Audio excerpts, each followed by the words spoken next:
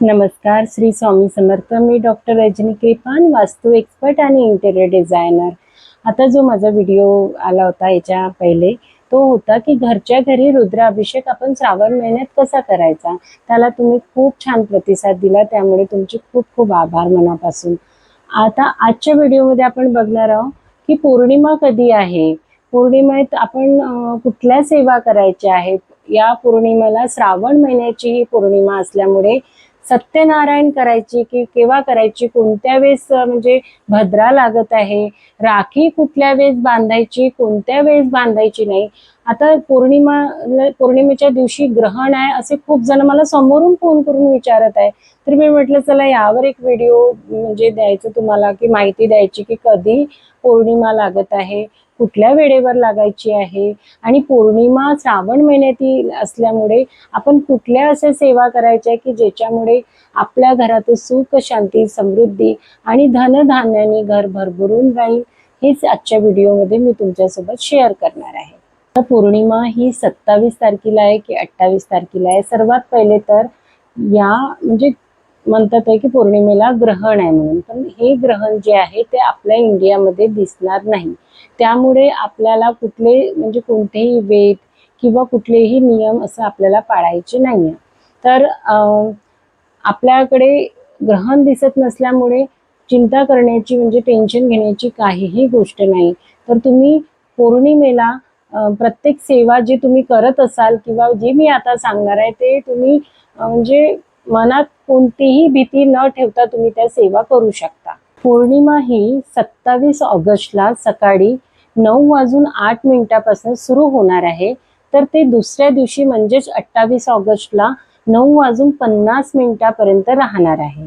तर हे टाइम तुम्ही वाटल्यास नोट करून ठेवा की 26 तारीख म्हणजे 27 तारीख म्हणजे उद्या सकाळी 9:08 पौर्णिमा सुरू होत आहे. तर 28 ऑगस्टला ती 9:50 ती संपणार आहे.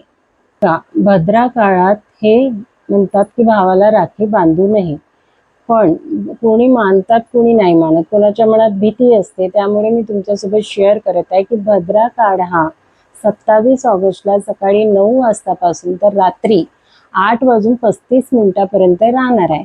तर तुम्ही त्यावेळेस फक्त राखी बांधण्याचा कार्यक्रम न करता बाकी कुठल्याही सेवा देवाच्या बाबतीत तुम्ही करू शकता. तर म्हणतात की भावाला राखी म्हणजे भद्रा काळ म्हणजे अशुभ असतो, त्यावेळेस बांधायचा नसतो. तर तुम्ही ही गोष्ट ह्या वेळ तुम्ही लक्षात ठेवून आपलं काम करू शकता. आता रक्षाबंधन हे तुम्ही 28 तारखेला करायचं आहे. बघा, सूर्य उदयपासून आपण तिथी मानत असतो कुठली पण. तर आता उद्या सूर्य उदय होणार आहे आणि 9:08 पौर्णिमा लागत आहे आणि त्यातल्या त्यात भद्रा काळ पण आहे. तर त्याच्यामुळे तुम्ही दुसऱ्या दिवशी सकाळी 5:57 तर 9:50 पर्यंत तुम्ही राखी बांधू शकता. आणि त्याच्या आधी जर तुम्हाला जमत नसेल इतक्या सकाळी, तर आदल्या दिवशी म्हणजे उद्या 27 ऑगस्टला रात्री 8:35 मी भद्रा काळ सांगितलाय. तुम्ही त्यानंतर सुद्धा भावाला राखी बांधू शकता. पण दुसऱ्या दिवशी जर तुम्ही 28 ऑगस्टला रक्षाबंधन सेलिब्रेट करत आहे, म्हणजे राखी बांधत आहे, तर तुम्ही सकाळी 5:57 तर 9:50 तुम्ही राखी बांधू शकता. आता बघा, कोणी होऊ शकते 28 ऑगस्टलाच राखी करत असेल तर सकाळी इतकं पॉसिबल नसेल, तर त्या दिवशी सुद्धा तुम्ही संपूर्ण दिवस राखीचा कार्यक्रम करू शकता. पण त्यात तुम्हाला एक गोष्ट लक्षात ठेवायची आहे, राहू काळ टाळायचा आहे. राहू काळ हा काय आहे? राहू काळ हा 10:45 पासून तर 12:15 राहू काळ दुपारी राहणार आहे. तर तुम्हाला तो वेळ सोडून बाकी पूर्ण दिवसभर तुम्ही राखी बांधू शकता. तर हे लक्षात ठेवायचं आहे तुम्हाला की रक्षाबंधन हे तुम्हाला करायचं आहे. ग्रहणाची मनात कुठलीही भीती ठेवायची नाही. त्यातल्या त्यात पौर्णिमा ही कुठल्या वेळेवर लागणार आहे आणि कोणत्या वेळेवर संपणार आहे, भद्रा काळ कोणत्या वेळेवर लागणार आहे, कोणत्या वेळेवर संपणार आहे, हे मी तुम्हाला आता सांगितलं. यानंतर पौर्णिमेला आपण कोणत्या कोणत्या सेवा करायची आहे. तर पौर्णिमेला सर्वात आधी तर प्रत्येक पौर्णिमेला ना मी जसं आता वास्तू व्हिजिट करते, माझ्याकडे जे क्लायंट्स येतात मी त्यांना आवर्जून, बघा माझ्याकडे कसे क्लायंट येतात की ज्यांना पैशांचा प्रॉब्लेम आहे किंवा आरोग्याची तक्रारी आहे, असेच लोक माझ्याकडे येत असतात. तर मी त्यांना आवर्जून सांगते, प्रत्येक 5 पौर्णिमा, जी पण पौर्णिमा येत आहे तुम्ही अशा 5 पौर्णिमा सत्यनारायण कथा करा. घरच्या घरी करायची आहे. कोणा ब्राह्मणाला बोलवून करत असाल तर ब्राह्मणाला बोलवून करा, अदरवाईज घरच्या घरी तुम्ही सत्यनारायणाची कथा करू शकता. त्यातल्या त्यात उद्या जो आहे ते श्रावण महिन्यातला म्हणजे पौर्णिमा आहे, श्रावण महिन्यातली पौर्णिमा आहे. तर तुम्ही उद्याच्या दिवशी सुद्धा सत्यनारायणाची कथा करू शकता. तर 5 पौर्णिमा तर मी आवर्जून तुम्हाला पण म्हणेल की आता उद्यापासून जर तुम्ही सुरुवात करत आहे तर येणारे 5 पौर्णिमा म्हणजे 5 महिने असे तुम्ही करून बघा आणि त्याचे रिझल्ट तुम्ही मला कमेंटमध्ये सांगा. खरंच खूप फायदा होतो. ही झाली एक सेवा. त्यानंतर दुसरी सेवा अशी आहे की आपण पौर्णिमेच्या दिवशी स्पेशली आपल्या कुलदेवीची सेवा करायची असते. आता कुलदेवी कोणाची हे असेल, सप्तशृंगी माता असेल, कुणाची महालक्ष्मी असेल कोल्हापूरची, कुणाची तुळजापूरची आपली तुळजाभवानी असेल किंवा कुणाची रेणुका माता असेल माहूरची.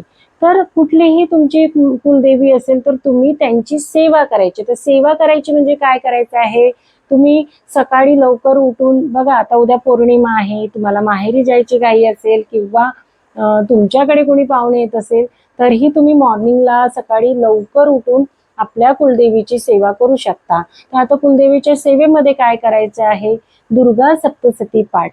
कुलदेवीची अत्यंत प्रभावी अशी महत्वाची सेवा म्हणजे दुर्गा सप्तशतीचा पाठ, जे आपण नवरात्रीमध्ये आवर्जून करत असतो. तुम्ही जर माझा मागे व्हिडिओ होता की दुर्गा सप्तशती पाठ कसा करायचा, हा व्हिडिओ तुम्ही आवर्जून बघा. तुम्हाला जर माहिती करून घ्यायची असेल की दुर्गा सप्तशती पाठ कसा करायचा तर मी त्याची लिंक जी आहे ती डिस्क्रिप्शन मध्ये देणार तुम्हाला. तर दुर्गा सप्तशतीचा तुम्ही पाठ करू शकता आणि पाठ करायला 2 तास लागतात. तुमच्याजवळ इतका पण वेळ नसेल तर तुम्ही तुमच्या कुळदेवीच्या मूळ मंत्र म्हणा. जसं नवारण, तुम्हाला कुळदेवी माहित नसेल ना तर तुम्ही नवारणव मंत्र म्हणा. ओम ऐं ह्रीं क्लीं चामुंडाय विचे, ओम ऐं ह्रीं क्लीं चामुंडाय विचे असं तुम्ही 108दा म्हणा.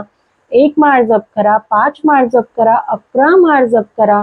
जप करताना तुमच्या देवांची आधी पहिले आंघोळ स्नान करून घ्या. तुपाचा दिवा लावा, तेलाचा दिवा लावा, सोबत धूप अगरबत्ती लावा. मी नेहमी बोलते तुम्हाला की धूप अगरबत्ती लावल्याने काय होते, पूर्ण खुशबू त्याची ना सुगंध असा घरात दरवळतो आणि जेव्हा आपण मंत्र उच्चार करतो ना तर ते सुद्धा आपल्या घरात पसरतात त्या सुगंधाद्वारे. इतकं म्हणजे एअर एलिमेंट वायू तत्वामध्ये म्हणू शकतो आपण की ताकद आहे. तर तुम्ही ही दुसरी सेवा करू शकता. आता तिसरी सेवा म्हणजे तुम्ही तिसरी सेवा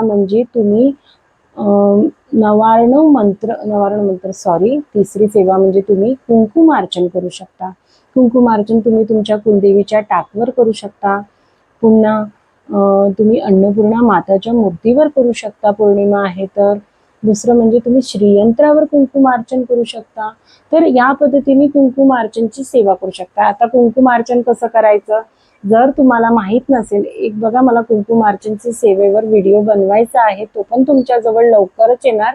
पण तुम्हाला जर माहित नसेल तर तुम्ही काय करायचं, श्री सुक्त हे तुम्ही तुमच्याजवळ नित्यसेवेची पुस्तक असेल तर खूपच छान. मी नेहमी ही नित्यसेवेची पुस्तक दाखवत असते, नित्यसेवा स्तोत्र व मंत्रपठन. तुमच्याजवळ ही पुस्तक असेल तर तुम्ही यातनं श्री सुक्तम म्हणायचं आहे तुम्हाला. महालक्ष्मीचं असते. तुम्ही श्री सुक्तम 1दा म्हणा, 16दा म्हणा, 5दा म्हणा आणि आपलं ते जसं जसं येते, ओम हिरण्यवर्णा हरिणी सुवर्ण रजतस्रजाम चंद्राम हिरण्यमही लक्ष्मी जातो वेदो मा आवह असं म्हणून कुंकू टाकायचं. कशावर, श्रीयंत्रावर, महालक्ष्मीच्या याच्यावरती, तुमच्याकडे तुमची टाक असेल कुलदेवीची त्याच्यावर तुम्ही करू शकता. बघा मनात असं काही ठेवायचं नाही की आमच्याकडे हे नाही तर आम्ही कसं करू, ते नाही. तुम्हाला जर खूप कामं असेल तर छोटे छोटे सेवा तुम्ही करू शकता. तुम्ही विष्णू गायत्री मंत्र, लक्ष्मी गायत्री मंत्र, इवन माहिती आहे का तुम्हाला पौर्णिमेच्या दिवशी विष्णूची आवर्जून सेवा करायची असते. म्हणूनच मी प्रत्येक पौर्णिमेला सांगत असते की सत्यनारायणाची कथा तुम्ही घरच्या घरी करू शकता. बघा हा ना, आता मी सत्यनारायणाची पूजा विधी सर्व तुम्हाला सांगू शकते, पण हा व्हिडिओ भरपूर मोठा होऊन जाणार. तुम्हाला जर आता सत्यनारायणाची पूजा कशी करायची घरच्या घरी हे मी तुम्हाला उद्या जेव्हा मी स्वतः करणार तेव्हा रेकॉर्ड करणार त्याला, आणि तो व्हिडिओ पण तुमच्याजवळ लगेच येणार. लवकरात लवकर मी पाठवण्याचा प्रयत्न करणार, कारण की श्रावण मासमध्ये आपण कुठल्याही दिवशी सत्यनारायणाची पूजा करू शकतो. तर तुम्ही सत्यनारायणाची पूजा करू शकता कुठल्याही दिवशी. तर उद्या जेव्हा मी सत्यनारायण पूजा करणार त्यावेळेस तो व्हिडिओ तुमच्याकडे नक्की पाठवणार. तर तुम्ही कुठल्याही दिवशी करा. जर तुम्हाला उद्याच करायची असेल तर तुम्ही पंडित म्हणजे ब्राह्मणाला बोलवून ती पूजा करून घ्या. तर त्याने ना भरपूरसे फायदे होत असते. आता सर्व म्हणतात की काय पूजा पूजा सांगतात, आता म्हणजे सायंटिफिकपणे विज्ञानाकडे जायला पाहिजे आपण. हो, मी स्वतः डॉक्टरेट झालेली आहे वास्तूमध्ये. मग मी विज्ञानाची जोड घेऊनच मी पूर्ण गोष्टी सांगत असते. बघा आपण काय करतो, आताच्या भाषेत आपण मॅनिफेस्टेशन म्हणतो, म्हणजे आपल्याला कोणती गोष्ट मॅनिफेस्ट करायची आहे. तर जर आपण देवाची पूजा करतो ना, तर आपण काहीतरी संकल्प करत असतो. बघा मनुष्य जो असतो ना तो खूप मतलबी असतो. असं कुठल्याच मतलब शिवाय पूजा पाठ देवाकडे तो वळत नाही. जोपर्यंत त्याच्यावर वाईट परिस्थिती येत नाही तोपर्यंत तो देवाकडे जात नाही. तर तेव्हाच आपण देवाकडे जात असतो आणि मग आपण देवाला काहीतरी मागत असतो, किंवा कधी कुठली पूजा सांगितली कोणी काही करत असतो, जसं दुर्गा सप्तशती पाठ आहे, सत्यनारायणाची पूजा आहे, कुंकुमार्चन आहे, कुठली तरी सेवा आपण पौर्णिमेला करत असतो. तर कुठल्याही दिवशी जेव्हा आपण सेवा करायला बसतो तेव्हा आपण संकल्प करत असतो. संकल्प म्हणजे काय आहे? संकल्प म्हणजेच मॅनिफेस्ट करणं आहे. तर बघा हे कुठे ना विज्ञान आणि अध्यात्म आहे ना, जेव्हा तुम्ही विज्ञानाला आध्यात्मिकताची जोड द्याल ना तेव्हा नक्कीच तुम्हाला फायदा होईल. प्रत्येक गोष्टीच्या मागे ना सायंटिफिक रिझन आहे.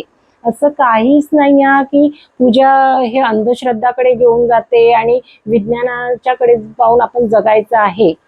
पण तुम्ही आवर्जून पौर्णिमेच्या सेवा करा. आणि असं प्रकारे होता आजचा व्हिडिओ. तुम्हाला जर काही पण असं मनात डाऊट असेल तर मला तुम्ही कमेंट्स करा, शेअर करा. व्हिडिओ आवडला असेल तर लाईक करा. जास्तीत जास्त तुमच्या नातेवाईकांपर्यंत हा व्हिडिओ पाठवा की जेणेकरून त्यांच्या मनात जे प्रश्न असेल, जे मला समोरून फोन करू करू विचारत आहे लोक, तर होऊ शकते खूप लोकांच्या मनात हे प्रश्न असेल, तुम्ही त्यांना ह्या व्हिडिओ पाठवा आणि त्यांच्या मनातल्या शंका कुशंका दूर करा. तर महाराज तुमच्या प्रत्येक इच्छा पूर्ण करो हीच महाराजांच्या चरणी प्रार्थना. थँक्यू. श्री स्वामी समर्थ.